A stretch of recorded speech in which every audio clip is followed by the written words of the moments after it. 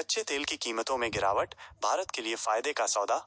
OPEC जोड़ देशों के हालिया फैसले ने वैश्विक तेल बाजार में एक महत्वपूर्ण बदलाव ला दिया है। समूह ने जून में उत्पादन बढ़ाने का निर्णय लिया है, जिसके बाद अमेरिकी कच्चे तेल की कीमतों में 4% से अधिक की गिरावट दर्ज की गई है। बाजार खुलने के साथ ही West Texas Intermediate WTI crude oil की कीमत 4.27% या $2 और 49 सेंट गिरकर $55 और 80 सेंट प्रति बैरल पर आ गई, जबकि ब्रेंट क्रूड में 3.9% या $2 और 39 सेंट की गिरावट आई और ये $58 और 90 सेंट प्रति बैरल पर कारोबार कर रहा था।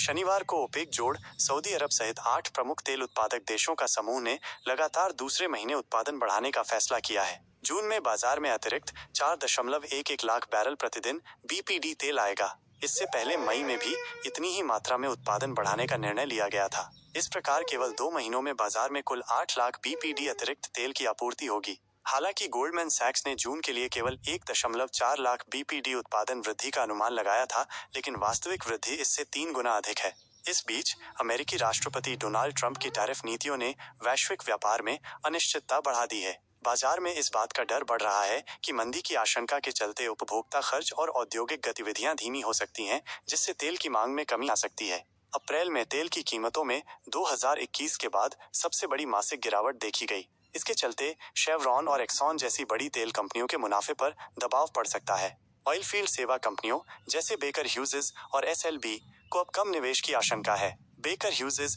के CEO लोरेंजो साइमोनेली के अनुसार तेल की अधिक आपूर्ति, ट्रंप के टैरिफ, मेक्सिको में अनिश्चितता और सऊदी अरब में उत्पादन गतिविधियों में सुस्ती ने मिलकर वैश्विक तेल क्षेत्र में निवेश को धीमा कर दिया है। आगे क्या होगा, इस पर सबकी निगाहें टिकी हैं। गोल्डमैन सैक्स का अनुमान है कि 2025 में WTI क्रूड का औसत दाम $59 प्रति बैरल और ब्रेंट क्रूड का औसत दाम $63 प्रति बैरल रहेगा। अगर आपूर्ति इसी तरह बढ़ती रही और मांग में सुधार नहीं हुआ, तो आने वाले महीनों में तेल की कीमतें और गिर सकती हैं। भारत जैसे आयात निर्भर देशों के लिए इससे ईंधन आयात बिल कम हो सकता है, लेकिन वैश्विक आर्थिक संकेतकों में कमजोरी की चिंता बनी रहेगी। कच्चे तेल की कीमतों में गिरावट से भारत को कई स्तरों पर महत्वपूर्ण लाभ हो सकता है, क्योंकि भारत अपनी जरूरत का 85% से अधिक कच्चा तेल आयात करता है। भारत को होने वाले संभावित फायदे।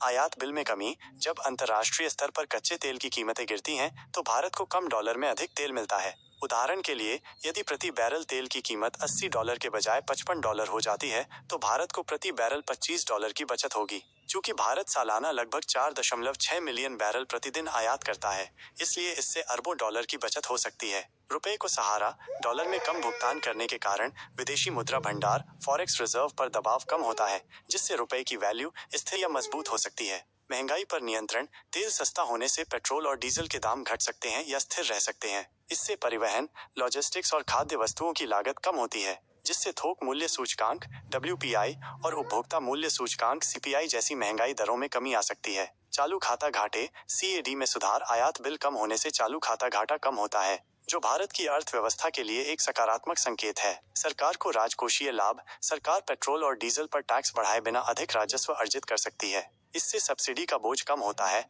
और सरकार इस बचत का उपयोग अन्य क्षेत्रों में कर सकती है। अनुमान के अनुसार कच्चे तेल की कीमतों में $10 प्रति बैरल की गिरावट से भारत को लगभग 15,000 रुपए 17,000 करोड़ रुपए सालाना की बचत हो सकती है आयात बिल में। इसी अनुपात में महंगाई और चालू खाता घाटे में भी 0.1-0.3% तक सुधार आ सकता है। हालांकि ये लाभ तभी अधिक होगा जब सरकार टैक्स नहीं बढ़ाती है। यदि सरकार उत्पाद शुल्क बढ़ा देती है या डॉलर मजबूत हो जाता है, तो आम आदमी तक इसका पूरा लाभ नहीं पहुंच पाएगा। इसलिए सरकार को इस अवसर का उपयोग इस तरह से करना चाहिए ताकि आम जनता को अधिकतम लाभ मिल सके।